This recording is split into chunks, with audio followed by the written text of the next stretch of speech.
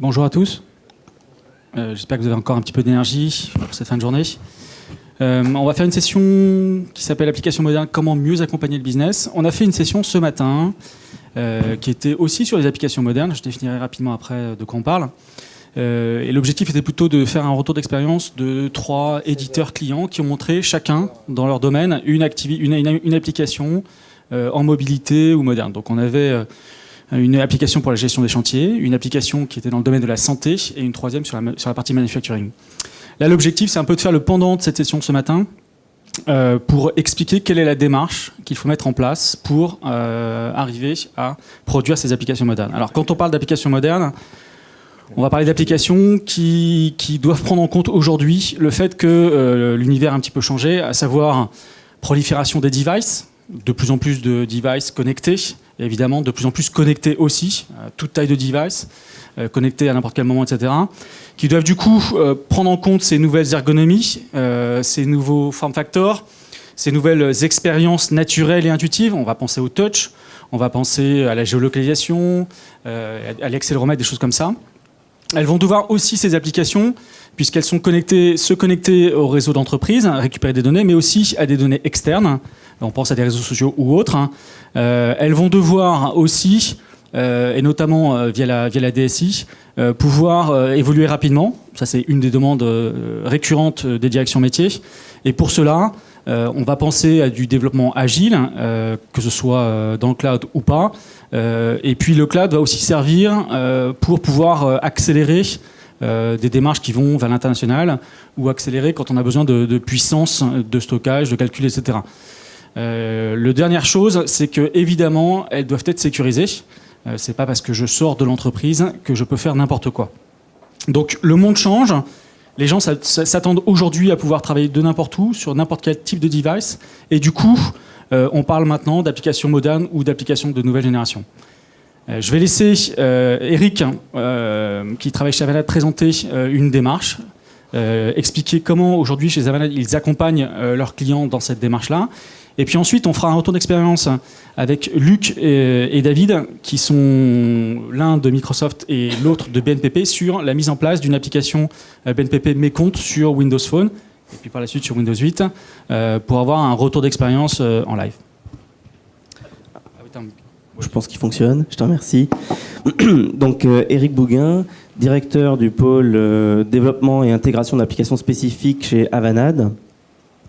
Donc Avanade, pour ceux qui ne connaissent pas, c'est une joint venture entre Microsoft et Accenture. C'est à peu près 20 000 collaborateurs dans 26 pays. Donc je vous invite à nous rencontrer au stand 81 si vous voulez en savoir un peu plus sur cette société. Je ne vais pas trop traîner là-dessus, voilà, parce qu'on a un sujet qui est assez vaste, qui est donc la mise en place d'une démarche de mobilité, une stratégie pour réussir à rendre la mobilité effective en entreprise. Donc le sujet étant assez vaste et puis le temps imparti assez court, voilà, j'ai pris le parti, plutôt que de rentrer dans le détail de chacun des éléments qui peuvent être touchés dans une entreprise par cette stratégie, de présenter les choses sous la forme de 3 prismes, plutôt les projets, les compétences, l'architecture. Et à travers ces 3 prismes, j'espère qu'on va réussir à couvrir à peu près toutes les thématiques qui font partie de cette démarche. Donc, pour resituer effectivement, comme le soulignait Frédéric, les attentes des métiers aujourd'hui et leur challenge, c'est d'améliorer la satisfaction de leurs clients ou la satisfaction de leurs utilisateurs, de les rendre plus productifs. Cela s'accompagne aussi de la capacité à être très réactif sur l'intégration de nouveaux besoins, de nouveaux devices. Les besoins ne sont pas forcément que des fonctionnalités, mais ça peut être de nouveaux usages, de nouveaux modes de travail. Et donc là-dessus, le métier veut capitaliser et se servir de l'informatique comme une vitrine d'innovation assez souvent de la marque de l'entreprise. Donc pour ça, la DSI doit et a véritablement, ici il y a des droits et des devoirs, elle a véritablement une capacité à apporter une valeur au métier et à se différencier sur ce domaine-là, et en particulier en étant capable d'accompagner l'entreprise globale sur sa transformation digitale. Donc qu'est-ce que ça veut dire, l'accompagner sur la transformation digitale? Ça veut dire opérer une transition vers des projets plutôt classiques, hein, on a l'habitude, on fait une expression de besoin, on spécifie, on avance. Et être capable de recentrer l'utilisateur, son usage, les périphériques avec lesquels il va interagir au centre de la problématique de projet et de l'application qu'il va falloir délivrer. Avec ça s'accompagne, on le reverra un peu plus en détail, la nécessité d'aller plus vite, toujours avec un degré de qualité et des complexités comme le cloud et du multipériphérique toujours technologiquement challenging. Donc voilà un petit peu comment se positionne la DSI là-dedans. Donc bon, qu'est-ce qu'on peut dire d'un projet application moderne? Qu'est-ce qui rend un projet? Quelles sont les problématiques qu'on rencontre systématiquement quand on fait un projet application moderne? Alors d'abord, le cycle de production d'une application. Une application, elle va être produite, elle va partir dans la nature, et maintenant on va avoir beaucoup de retours. Hein. Si on la publie sur un marketplace interne, on va avoir des retours de tous les utilisateurs. Il va falloir montrer de la réactivité, pas seulement à un métier, mais là aux utilisateurs finaux. Donc on a un cycle de production qui est un peu différent, dans lequel il faut plutôt s'orienter sur pousser assez rapidement et assez souvent des mises à jour d'applications, de nouvelles applications, parce que ça vient dans la consumérisation de l'informatique. Hein. Les utilisateurs, aujourd'hui, de l'entreprise veulent utiliser les logiciels qui sont mis à leur disposition de la même façon qu'ils utilisent ceux qu'ils ont à la maison. Et donc ça nécessite une compréhension de cette partie-là, cycle de production de l'application. L'homogénéisation des applications au sein d'un SI. Je prends l'exemple de McDonald's. Hein. McDonald's, vous pouvez commander votre burger en faisant la queue, à la borne de commande qui est dans le magasin, mais aussi sur un site web, ou bien sur l'application que vous aurez téléchargée sur votre smartphone. Alors, dans les 4 cas, vous avez la même expérience utilisateur, la même façon d'aller commander votre burger, et dans les 4 cas, à la fin, ça se termine en un ticket en cuisine. Donc, ça nécessite une homogénéisation, pas uniquement des applications en termes d'intégration des applications, en termes middle office, intégration des applications dans le SI, mais aussi de l'expérience utilisateur, de la façon dont on va opérer l'usage sur tel ou tel device, dans telle ou telle situation. La gestion des modes connectés, déconnectés, ça parle assez rapidement à tout le monde. C'est une discussion qui intervient assez rapidement et qui va avoir pas mal d'impact sur la gestion des données et sur la sécurité. La pérennité des applications et des devices. Hein. Aujourd'hui, quand on achète une tablette, en règle générale, 6 mois après, la version suivante, elle est annoncée. Donc ça veut dire qu'il va falloir s'adapter à peut-être des form factors, comme on les appelle, qui vont évoluer, hein, qui vont être plus grands, plus petits, de portraits, paysages. Donc là, je suis plutôt sur les tablettes, mais c'est pareil pour les téléphones, les smartphones, les phablettes, et peut-être assez rapidement, demain, les objets connectés. Donc là-dessus, il faut aussi prendre ça en compte. Il faut être capable aussi de dire cette application, on l'a faite et puis elle rencontre pas le succès escompté, elle n'est pas utilisée dans l'usage qu'on avait pensé, donc on l'arrête ou bien on en fait une autre. Il faut être aussi capable d'avoir cette agilité-là. En termes de sécurité, donc là, Fred l'a un petit peu touché du doigt, hein, les règles de sécurité d'entreprise. Comment est-ce qu'on va amener ça sur des devices qui sont entre guillemets dans la nature, moins intégrés au SI. Donc ça, c'est une problématique clé qu'il va falloir aussi la faire venir autour de la table d'autres acteurs de l'entreprise et discuter avec eux. Et enfin, la gestion du store applicatif. Bon, ça, j'ai un peu touché avec le cycle de production. C'est donc la façon dont on va déployer ces applications. On déploie ces applications un peu différemment. Hein. On n'est pas sur un mode site web où, une fois qu'elle est déployée, tout le monde est à disposition. On n'est pas sur une application dont on maîtrise le poste, qui est normé, qui est sur un master. On est sur une application qui est peut-être parfois déconnectée, dont on ne sait pas si la personne s'est reconnectée dans les 6 derniers mois. Il faut quand même qu'elle ait la bonne version de l'application, si c'est une application qui est utilisée dans un contexte client. Donc tout ça, c'est des problématiques qu'il faut vraiment savoir intégrer dès le début et qu'on rencontre systématiquement dans un projet. Alors, donc, pour essayer d'être un petit peu concis sur le sujet, donc comme je vous disais, un des prismes que j'ai pris là pour vous présenter ça, c'est un projet. Donc voilà, c'est un retour d'un cas client sur lequel on a un client qui part avec une expression de besoin, classique, assez monolithique, qui couvre bien l'ensemble des fonctionnalités dans sa chaîne de valeur sur un processus, elle couvre bien l'ensemble de ces fonctionnalités-là, c'est exactement ce qu'il faut faire. Mais à la fin, tout d'un coup, on a quelque chose qui se rajoute et qui dit on voudrait bien que ça marche sur une tablette. Ah, alors là, se pose véritablement la réflexion autour des applications modernes, parce que si on part dans un développement monolithique de 8 mois d'une application qui sait tout faire, qui va avoir des onglets qui vont s'allumer selon la sécurité, l'authentification, qu'on est connecté, qu'on est déconnecté, une application qui porte énormément d'intelligence, on fait sans doute fausse route. Donc là, ici, la démarche qu'on a eue avec ce client, c'est d'abord de se concentrer sur... Alors, pardon, j'ai pas précisé, l'outil sert à gérer des offres. Hein, donc, on constitue une offre technique. Ensuite, on y affecte un prix avec toutes les règles cœur de l'entreprise, hein, qu'ils ne veulent pas divulguer. Et ensuite, ces offres vont être validées, puis envoyées au client, avec peut-être en optionnel plus tard la capacité de faire un peu de suivi d'après-vente, sur est-ce que les offres ont été gagnées, perdues, dans quel contexte, etc. Donc là, on a revu l'expression de besoin sur 2 axes. 1, l'usage utilisateur, et 2, l'usage des périphériques. Quel périphérique à quel moment et quel utilisateur à quel moment. Et on a redécoupé le scope fonctionnel en plusieurs applications en essayant d'avoir des applications modernes qui sont justement sur des cycles plus courts pour pouvoir aller tester la pertinence de leurs usages directement chez les utilisateurs finaux. Donc une première application classique client sur un master poste de travail, 4 mois, voilà, dans lequel on fait la partie constitution des offres de prix, parce que là c'est un peu ce qu'on ne veut pas divulguer et pour l'instant on ne se sent pas très sûr de l'envoyer dans la nature. Très rapidement, tout de suite, une application sur Windows, je crois que la première c'était Windows Phone 8, pour un tableau de suivi des offres. Donc ça c'est intéressant. Une première application en lecture seule, déjà pour un peu sécuriser, pour un peu limiter le débat autour de la sécurité, pour tester sa capacité sur certaines technologies. Donc un tableau de bord en lecture seule, on peut voir les offres, dans quel état elles sont, etc. Alors ce qu'on savait aussi, c'est qu'une division avait déjà acheté un certain nombre d'iPhone. Donc cette application, elle a été aussi architecturée en MVVM de façon à pouvoir réutiliser facilement le code avec la technologie Xamarin pour qu'on puisse ensuite porter une grosse partie de l'intégration avec le SI de l'application Windows Phone sur l'application iOS, hein, donc, puisque avec Xamarin on peut coder en C#, donc c'est quelque chose qu'on fait assez naturellement. Donc on a sorti l'application iPhone derrière.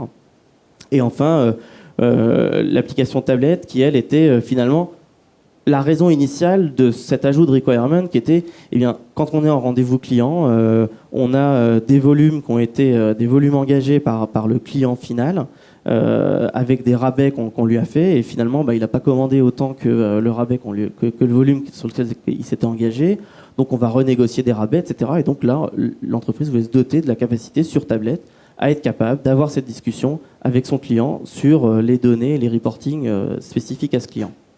Alors du coup, ça nous a permis aussi d'avancer sur le fait que effectivement, ces données, il les faut en mode déconnecté, parce que chez un client, on n'a pas forcément le réseau, et d'une part, et d'autre part, que les seules données dont on a besoin à ce moment-là, et à ce seul moment-là, ce sont les données de reporting pour ce client. Donc on a pu là aussi travailler sur toute cette partie, quelles sont les données qu'on a en mode déconnecté, etc. Donc voilà un exemple que je vais utiliser pour un peu la suite. Donc les compétences pour opérer cette transformation digitale. Bon, les 3 piliers, on les voit assez rapidement, c'est donc les compétences autour du développement, de l'infrastructure et de l'expérience utilisateur. L'expérience utilisateur, c'est souvent ce domaine-là qui arrive en amont du projet assez rapidement pour être capable justement de mener cette réflexion sur qu'est-ce qui est pertinent de mettre sur quel device et pour quel utilisateur et dans quel cas. Donc là, on a des ergonomes, des architectes de l'information, on a des créas. Donc ça va un peu plus loin que la charte graphique qu'on avait sur les intranets avant. On est obligé d'avoir des compétences un peu plus larges sur ces domaines-là. Sur l'infrastructure, la sécurité, on en a parlé, on voit vite qu'il y a un véritable pan. Connaître les périphériques, comme l'a souligné Frédéric, il y a certains périphériques qui vont offrir de la géolocalisation correctement, pas correctement, une certaine stack Bluetooth ou pas, un port USB ou pas. Il faut savoir prendre en compte tous ces aspects-là. L'aspect MDM, mais j'y reviendrai peut-être un petit peu après, donc tout ce qui est Mobile Device Management, gérer la flotte des devices. Et enfin, donc sur le développement, pas que la partie développement mobilité et cross-platform. Donc cross-platform, c'est savoir aussi porter le code sur d'autres plateformes telles qu'Android ou iPhone. Et aussi, et là c'est clé, tout ce qui est release management. Donc comment est-ce qu'on va opérer en agile? Comment est-ce qu'on va aller plus loin que l'agile pour ne pas faire que du continuous integration, mais aussi intégrer du testing, aller sur du continuous delivery en poussant sur des plateformes de production, avoir un certain nombre de tests de non-régression automatisés, donc vraiment avoir une chaîne de production qui va nous permettre de réaliser les challenges initiaux de cette démarche d'application moderne, où on a besoin de cycles courts, mais on a aussi besoin de tout ce qu'on a besoin d'habitude, hein, et donc le test en fait largement partie. Donc là, on arrive dans tout le domaine du DevOps qui touche à cette partie-là. Et enfin, tout ce qui est cloud, qui va assez rapidement, là aussi, intervenir dans la discussion. Pourquoi ? Parce que c'est une façon naturelle d'aller adresser des périphériques qui sont, encore une fois, dans la nature, et pas au sein du SI. Alors, le dernier point dont je voulais parler sur cette slide, hein, c'est donc la partie IT stratégie. Toutes ces compétences-là ne peuvent pas fonctionner ensemble et ne peuvent pas délivrer quelque chose de cohérent au métier s'il n'y a pas quelque part un chef d'orchestre qui va être capable et d'accompagner le métier sur le travail nouveau qu'il doit réaliser sur l'expression de son besoin, mais aussi accompagner ensuite le changement vis-à-vis de ses utilisateurs, parce qu'il y a un changement vis-à-vis des utilisateurs. Alors par exemple, la user experience, faire des écrans jolis, ça aide à accompagner le changement, mais c'est quand même un changement. On va interagir différemment avec son entreprise. Donc toute cette partie IT Mobile Strategy, c'est vraiment ce qui permet de rendre digeste la transformation digitale.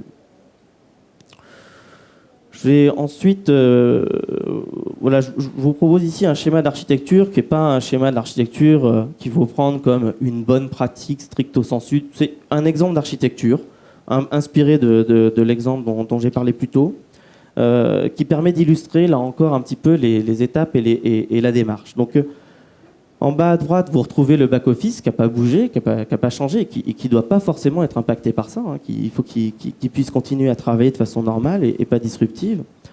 On a ensuite toute la partie plateforme de développement sur laquelle on a vu qu'il y avait une véritable réflexion, qu'il ne fallait pas attendre d'avoir été trop loin pour commencer à industrialiser ces développements.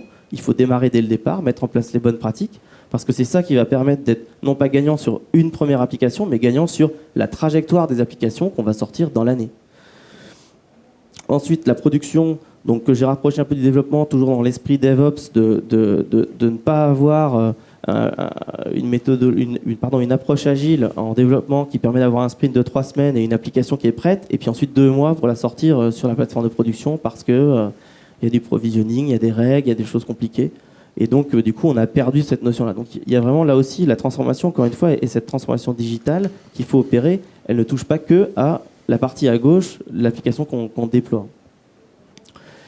Donc là, on parlait un petit peu de Mobile Device Management tout à l'heure. Hein. Donc ici, je l'ai fait figurer avec l'utilisation de Windows Intune, d'un Enterprise Marketplace. Comment est-ce qu'on va pouvoir autoriser quelles applications de market public éventuellement sur les devices si on les maîtrise. Est-ce qu'on autorise ou pas le BIOD, hein, le Bring Your Own Device? Il y a quelques marches arrière sur ce sujet-là, donc c'est toujours intéressant de savoir un peu vers où on va.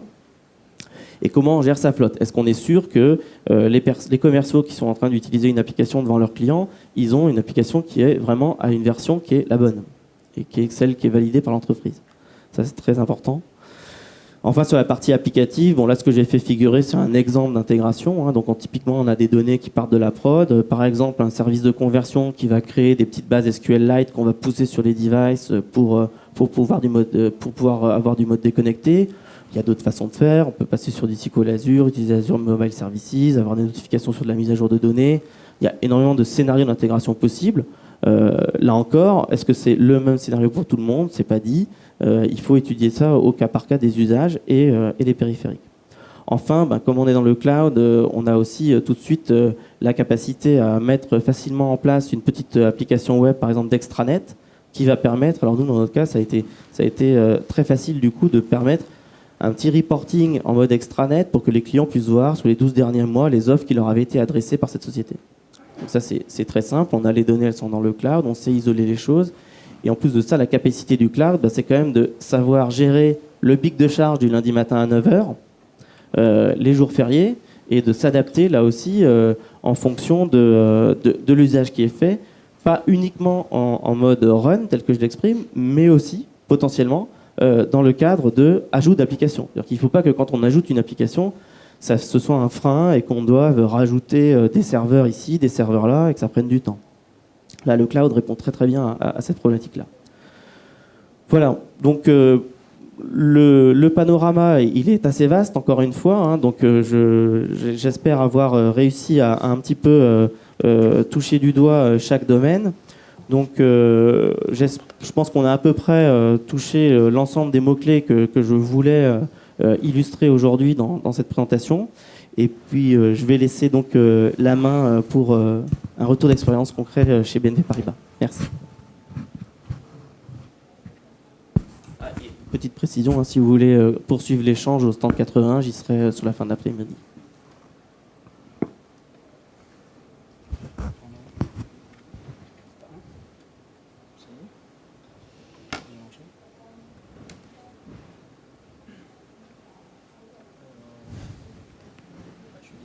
Alors j'ai fait figurer là le schéma DevOps, c'est un schéma classique que vous retrouvez chez Microsoft. Hein. Donc sur la partie itérer rapidement sur la partie développement et ensuite être capable de l'autre côté de la barrière d'opérer rapidement sur la partie déploiement des applications et monitoring des applications en production ou sur les différentes plateformes.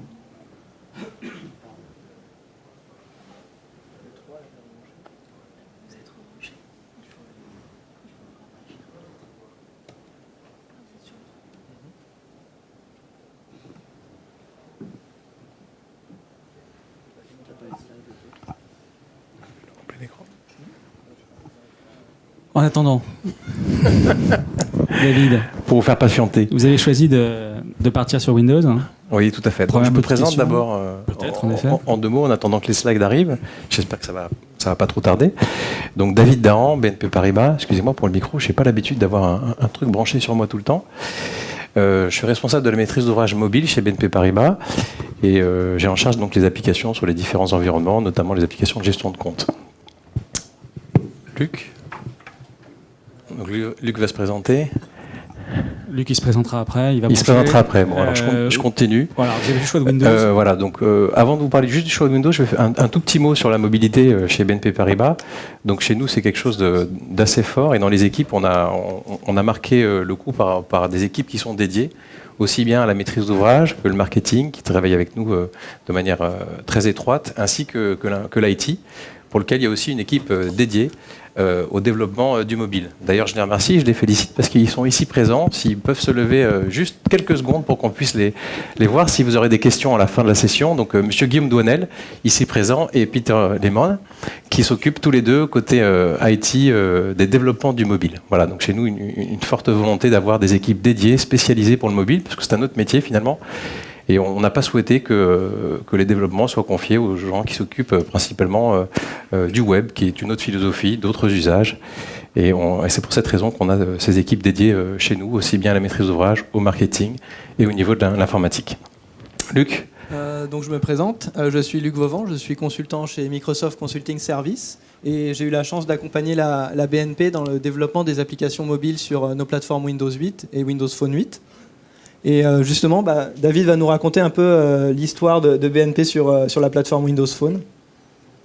Voilà, donc un petit peu d'histoire, retour dans le passé. Donc en fait, la plateforme Windows, on était déjà positionné il y a quelques années, en mars 2011. Enfin, on dit quelques années, aujourd'hui, ça fait 3 ans, mais dans le mobile, 3 ans, on sait que c'est énorme. Ça correspond à une éternité dans le monde du mobile. Donc voilà, donc en mars 2011, on s'est positionné, on avait plutôt la volonté d'être présent, montrer notre caractère d'innovation sur les développements mobiles. Donc nos premières versions étaient présentes sur les différentes plateformes majeures que vous connaissez, et on s'était positionné sur Windows Phone à l'époque, donc Windows Phone 7 en mars 2011. Malheureusement, donc à cette époque, les utilisateurs et le marché n'étaient pas matures sur cette plateforme. Donc on était peut-être un petit peu trop en avance pour le coup. Et voilà, donc on a laissé cette application qu'on n'a pas souhaité faire évoluer par la suite.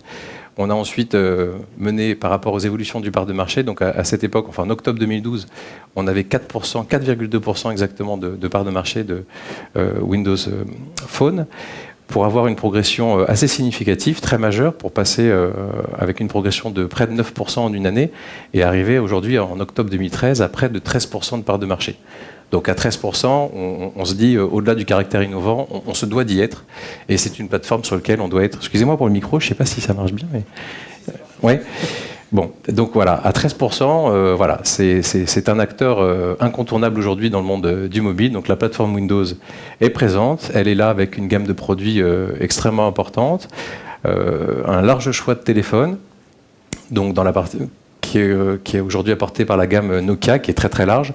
Donc on a été convaincus de continuer nos développements sur la plateforme, donc principalement sur Windows Phone, enfin apportée pardon par les mobiles de Nokia, et aussi séduit par cette plateforme qui a un visage unique, quel que soit le device. Donc une interface qu'on va reconnaître, sur laquelle on va pouvoir avoir une adhérence assez rapide par sa simplicité, et aussi par sa présence, quels que soient les écrans et quels que soient les devices. Donc ça, c'est ce qui nous a beaucoup séduit chez nous. Et effectivement, vous avez en tant qu'utilisateur, où on est tous possesseurs d'un smartphone, peut-être d'une tablette, voire d'un desktop, voire des trois. Globalement, dans l'univers Windows, on retrouve cette interface unique. Et c'est la seule plateforme qui nous permet d'avoir cette interface unique, quel que soit le device. Aujourd'hui, même Apple n'y est pas encore arrivé. Ils y croient et c'est leur trajectoire. Mais aujourd'hui, Microsoft est déjà présent sur cette interface unique. Google, bon, on n'en parle pas, ils ne sont pas forcément présents sur ces trois marchés. 3 segmentations de devices. Donc voilà, cette interface unifiée, donc qui séduit beaucoup, une qualité des devices, de par les smartphones qu'on a aujourd'hui, qui couvrent un spectre du moyen de gamme au haut de gamme, mais toujours avec une qualité de fabrication qui fait qu'on peut répondre à tous les usages et à tout public. Donc n'importe qui peut s'acheter un téléphone Windows. Donc ça aussi, ça nous a bien plu. Il ne fallait pas être forcément très très riche pour s'acheter un téléphone Windows Phone et avoir la qualité qui va avec, sans pour autant débourser le ticket d'entrée très très cher des concurrents comme Apple notamment. Voilà, donc tout public, c'est pour cette raison qu'on a volontairement mis à jour nos applications sur Windows Phone 8, et on est en cours de développement aujourd'hui sur la plateforme Windows 8. Donc les développements ont déjà commencé, et on s'apprête à délivrer prochainement une nouvelle version aussi sur cet environnement. Alors ici, sur cet écran, vous avez l'ancienne version. L'ancienne version qui montre les écrans de la version 1 de Windows Phone 7. Donc, comme vous pouvez le constater, c'était en mars 2011. À cette époque, ce n'était pas forcément des applications très très natives dans le sens du terme, où les applications encapsulaient plutôt des sites mobiles qu'on avait tous un petit peu. On s'était positionné sur le mobile via l'Internet, via le site mobile, et les applications encapsulaient en fait que simplement un site mobile. Donc pas beaucoup d'usage des éléments natifs des plateformes mobiles, des OS mobiles. Sur cet écran, vous avez quelques écrans de la nouvelle version. Mais plutôt que vous décrire les écrans, on va faire une petite démo en live de l'application, donc Mes comptes sur Windows Phone 8, qui est sortie la semaine dernière. Donc, alors, est-ce qu'on peut... Oui, hop. C'est bon ? Voilà. Donc ça se présente comme ça. Donc j'ai installé l'application. Elle est aujourd'hui sur mon écran d'accueil. Donc l'application Mes comptes de BNP Paribas. Hop.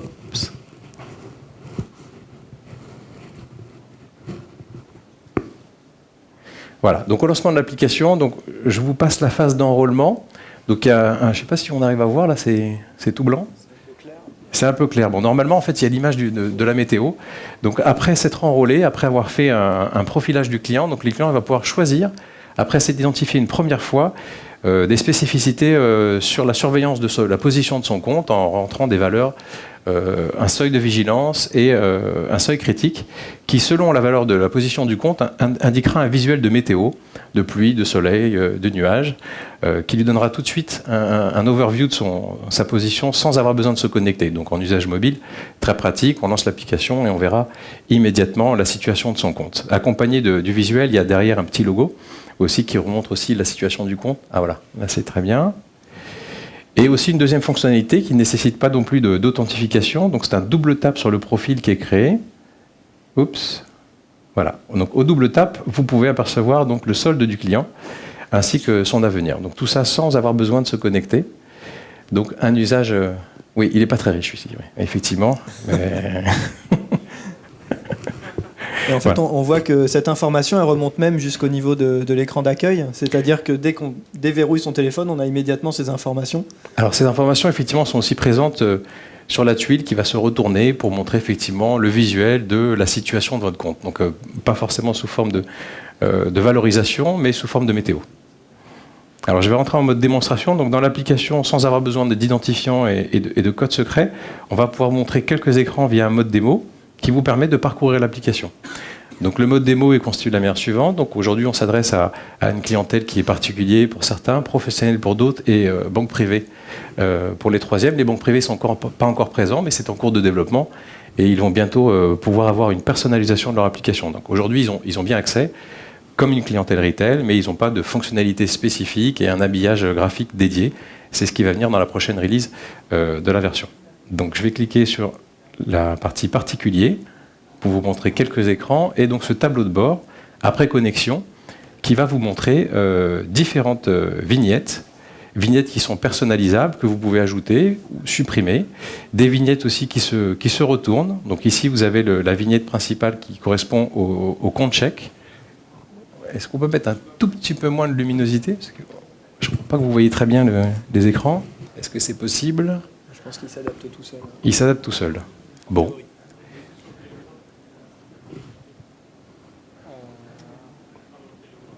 Alors, bon, tu veux regarder si... Bon, mais c'est comme ça change tout le temps. Vous voyez quelque chose, non? Ça va aller? Bon, je vais retourner la vignette. Donc, effectivement, ces vignettes, elles ont un double usage. Ici, ça existe. Alors, il faut savoir que, je ne voulais pas dire en introduction, mais alors moi je ne suis pas un expert de Windows Phone. Ils m'ont invité Microsoft, je les remercie beaucoup parce que ça fait 25 ans que je suis sur Mac. Je suis un fan complètement et inconditionnel du monde Apple. Donc je pense qu'ils m'ont volontairement choisi pour venir vous faire la démo parce qu'ils se sont dit, bon, si c'est quelqu'un qui est un féru d'Apple et aussi un peu de Google, vous présentez Windows Phone, c'est qu'il est peut-être un petit peu convaincu. Et c'est vrai. Donc j'ai accepté volontiers là, de venir présenter l'application aujourd'hui. Si, elle est présente sur toutes les plateformes iOS, Android et depuis la semaine dernière sur la plateforme Windows Phone 8. Voilà, donc quand vous retournez cette vignette, ou quand vous cliquez dessus, pardon, j'ai cliqué un peu vite, donc vous accédez aux relevés d'opérations, qui sont des développements en natif. C'est pas terrible, hein, pas grand-chose. On va régler la luminosité, rien que pour prouver qu'on peut le faire. Alors, tac. Et puis comme ça permettra aux gens de voir. On peut pas le faire ici? Donc je vais mettre luminosité basse. Ah bah voilà. On va régler les deux en même temps comme ça. Ah, ça a l'air d'être quand même mieux. Donc c'est dans paramètres écran, voilà. Merci Luc. Les joies de la démo, ça se passe jamais comme on veut. Donc voilà, ici vous avez un relevé d'opérations classique d'un client avec son solde, ses opérations, ses avenirs, la possibilité de catégoriser des opérations, et puis un petit bouton aussi qui lui permet d'effectuer un pointage de ces opérations. Donc tout simplement par simple clic, il choisit les opérations qu'il souhaite pointer et il enregistre. Ici on a donc sur le relevé d'opérations des possibilités ensuite en tournant l'écran d'accéder à des historiques. Voilà. Ici vous avez par exemple l'historique du solde sur les 3 derniers mois, où on représente la position du client sur les 3 mois passés. Et sur un slide de l'écran, vous allez pouvoir passer à sa situation prévisionnelle, prenant en compte ses mouvements à venir, c'est-à-dire les mouvements qui ne sont pas encore comptabilisés à son compte, donc des mouvements qui vont arriver d'ici ce soir ou demain, ainsi que des graphiques, des donuts, comme on les appelle, de répartition des dépenses ou des recettes par différentes catégories. Ici, les dépenses. Là, vous avez les recettes. Bon, il n'y a pas beaucoup de recettes. On va regarder plutôt ses dépenses. Et puis une interaction qui permet à l'utilisateur de sélectionner les catégories qu'il souhaite visualiser. Donc en fait, il y a eu un pari sur le natif en quelque sorte pour avoir cette expérience tactile et très performante en fait. Alors cette expérience, oui, tout à fait. Donc c'est majoritairement des développements natifs qui nous permettent d'avoir cette fluidité, cette rapidité, cette réactivité. Alors en plus, on a comme on dit, essuyé les plâtres avec la version précédente où en web, on n'arrive pas à arriver à ce niveau de performance. Donc l'application, elle est pas complètement native, bien sûr, mais elle est majoritairement développée en natif, en tout cas pour toutes les fonctionnalités cœur de l'application, tout ce qui est transactionnel, donc les fonctions bancaires principales, de relevé d'opération, de passation d'ordre, sont développées en natif dans l'application. Alors, il y a d'autres fonctionnalités aussi. Alors, on ne va pas forcément vous les montrer ici, mais on va pouvoir aussi contacter son conseiller. Si le conseiller, je vais quand même vous le montrer, si on a le temps, c'est bon ? On va juste rajouter on va rajouter en fait la possibilité d'appeler le conseiller, puisque quand cette application a été conçue, on cible vraiment le mobile. Donc on va profiter des fonctionnalités de l'appareil. Donc déjà par le natif, le tactile, etc. Mais on peut également, par exemple, appeler directement son conseiller sans avoir à chercher son numéro de téléphone, etc. Puisque le compte BNP fournit déjà ces informations. Voilà, donc ça se passe comment? Vous pouvez ajouter un service, donc on va rajouter une vignette sur son écran d'accueil. On va choisir mon conseiller, alors c'est un conseiller de démo, donc le numéro de téléphone, bien sûr, n'est pas valide. Et vous aurez donc sur votre tableau de bord un nouveau widget qui doit être ici et qui affiche les coordonnées de votre conseiller, ainsi que son numéro de téléphone et la possibilité de l'appeler. Donc avec un vrai compte, vous aurez les coordonnées de votre conseiller et vous pourriez l'appeler. D'autres points de contact aussi, on a la possibilité de faire du chat avec nos différentes équipes chez BNP Paribas. Et on me fait signe que je dois m'arrêter pour la démo. Donc je vais arrêter et on va passer à la démarche projet. Donc la démarche projet, en quelques mots, rapidement. Donc un besoin, comme vous l'avez compris, de time to market. Donc une importance d'avoir une visibilité très rapide de nos applications, des développements qui doivent répondre à un besoin de marché extrêmement exigeant, des clients qui sont une forte attente des clients, une transformation nécessaire, comme on l'a vu sur notre application qui avait quand même 3 ans d'ancienneté, donc il fallait la mettre au goût du jour et lui faire profiter des dernières innovations technologiques de la plateforme Windows Phone 8. Et pour conduire ce changement et cette transformation, on a appliqué une méthodologie qu'on a mis en place chez BNP Paribas sur l'ensemble de nos projets mobiles, donc spécifique aujourd'hui au mobile, et qui a tendance à se généraliser. Parce que, fort de son succès, elle intéresse la plupart des entités du groupe qui souhaitent la déployer. Et donc, ça passe par de l'agilité. Alors, sans en être des fanatiques de l'agilité, on a repris les concepts, à savoir le développement par lot, par itération, comme on les appelle, donc découpage de l'application par fonctionnalité, et un développement par itération. Alors aujourd'hui, les itérations chez nous, elles durent 2 semaines dans le cadre de nos développements. 2 semaines, c'est après expérience une bonne durée pour une itération qui nous permet pendant cette phase de penser donc à l'itération suivante, les développements de la fonctionnalité à venir, pendant qu'on recette la fonctionnalité qu'on nous a livrée en début d'itération. Donc cette agilité, cette itérativité aussi, donc cette construction au fil de l'eau, qui nous permet d'avoir des applications assez rapidement et nous permet d'avoir des cycles de développement assez rapides pour répondre à des besoins de nos clients qui sont sans cesse grandissants et qui demandent d'avoir des mises à jour régulières parce qu'ils sont très très exigeants et ils ont les stores justement pour aujourd'hui nous montrer leur satisfaction.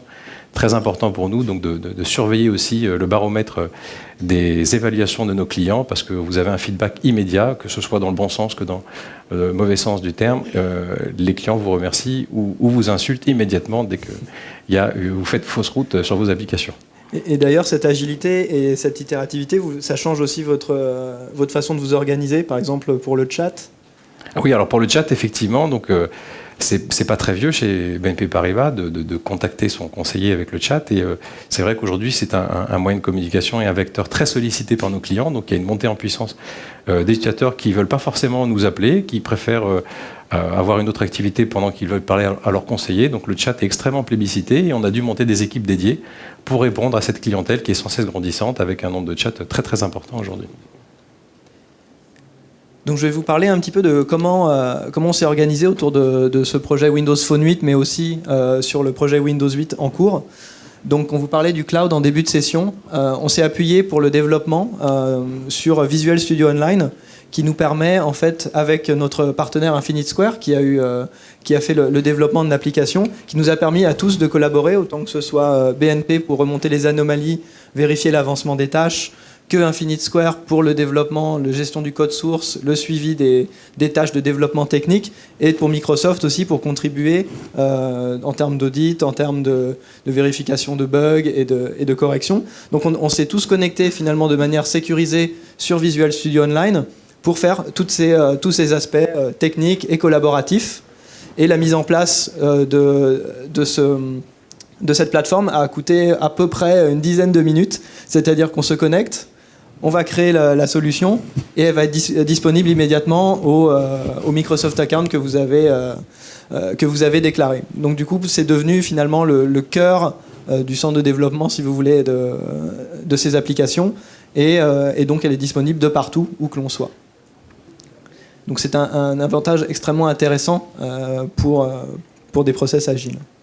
En termes de développement, donc toujours avec notre partenaire, donc le code natif a été choisi, mais aussi par la BNP sur ces autres plateformes. Le choix du natif majoritaire est global. Donc ça permet d'avoir un maximum de performance et d'intégration. Donc performance, vous avez vu la qualité des graphiques qui sont affichés sur l'application BNP, mais vous avez aussi une intégration au niveau du système d'exploitation où vous avez la météo et la vignette BNP qui sont parfaitement intégrés à l'écran d'accueil Windows Phone. Il y a une autre chose aussi, je ne sais pas si vous avez eu l'occasion d'utiliser l'application, quelle que soit la plateforme d'ailleurs, vous avez vu son design épuré, fluide et intuitif. Ça, c'est quelque chose qui s'accorde très bien avec l'ergonomie et l'expérience utilisateur Windows 8. Donc, on n'a pas eu spécialement de dispute de ce côté-là. Ça s'intègre très très bien. Et on a eu la chance aussi de pouvoir réutiliser du code donc de l'application Windows Phone vers Windows 8, donc l'application que vous allez voir dans quelques semaines ou quelques mois, où tous les écrans, on les a fait spécifiques soit au smartphone, soit à la tablette.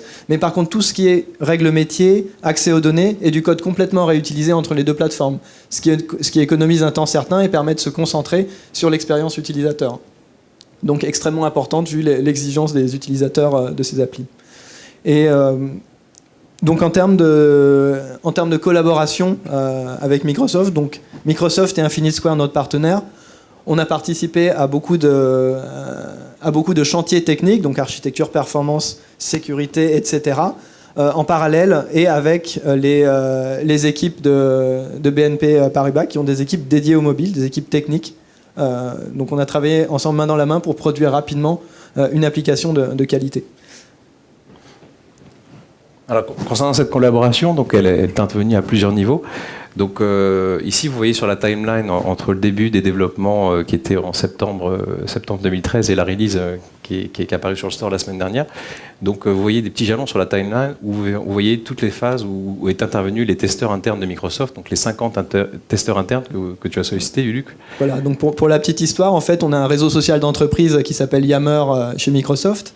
Et j'ai poussé une annonce chez tout Microsoft France, même pas peur, pour tous les clients BNP à la fois employés Microsoft pour qu'ils puissent tester l'application. L'idée étant d'avoir, dès le début du développement, des feedbacks, autant fonctionnels que des bugs techniques, des plantages, etc. Et on a communiqué tout le long du développement sur ce réseau social pour remonter des bugs, corriger des anomalies, directement avec des vrais clients BNP Paribas et donc en production. Et donc cette phase de test, elle s'est accompagnée au fil de l'eau, au fil des itérations et des livraisons qu'on avait chez BNP, donc de l'application Windows Phone 8. En complément, donc il y a une autre phase de test qui s'est effectuée avec Nokia et nous avions avec notre partenaire aussi mené une campagne de test utilisateur, donc des clients de BNP qui utilisent ou pas l'application, donc selon un panel qu'on avait choisi. Et ça s'est fait aussi en parallèle pour vérifier que on faisait bonne route, que l'interface plaisait, qu'il n'y avait pas d'erreur d'ergonomie ou autre, et ce qui nous a amené à faire des petites corrections en cours de route. C'est aussi l'objet de la méthode, vous autoriser de faire des modifications au fur et à mesure des développements. Donc, force de tout ça, on est arrivé à la fin de l'année, on était début janvier sur une application prête à partir dans le store. On a choisi une dernière phase ultime de testing avec nos clients grandeur nature qu'on a recruté vers notre réseau sur Facebook, donc sur les fans de Facebook qui sont près de 300 000 aujourd'hui. On a fait un petit message pour les inviter, pour les solliciter à tester notre application s'ils le souhaitaient. On a eu énormément de retours et parmi ces retours, on en a sélectionné une centaine pour avoir un peu une phase bêta test, on va dire grandeur nature avec nos clients, qui s'est effectuée pendant deux semaines à peu près, 2 semaines et demie, avant qu'on libère l'application donc la semaine dernière. Donc ça nous a permis de nous rassurer et de partir en toute confiance, puisque aujourd'hui l'application est extrêmement bien notée, comme vous pouvez le voir. On a près de 170 notes sans aucune sollicitation de notre part par rapport à nos clients, donc c'est une démarche volontaire. Ils sont venus noter l'application, 75% de notes à 5 étoiles. 4 étoiles et 5 étoiles représentent quand même 95% de notes, donc une satisfaction qui est supérieure à nos attentes, je ne vous le cache pas, ils ont été ravis, accueil extrêmement bon. On n'avait pas eu ça sur le démarrage de nos applications iOS ou Android, qui étaient aussi très très bons, mais pas de ce niveau-là, pas avec cette quantification en termes de nombre de notes, sans aucune sollicitation, je le rappelle encore une fois, de notre part. Donc ils sont venus volontairement, donc c'est à tort qui sont comblés par l'application et ils nous en remercient. Donc ils sont à peu près aujourd'hui, pour information, plus de 500 nouveaux utilisateurs chaque jour à utiliser l'application. On est déjà à 3600 utilisateurs en moins de 5 jours, donc ça progresse assez vite. Et ça nous confirme effectivement dans le choix de cette plateforme d'avenir en tant que troisième plateforme mobile.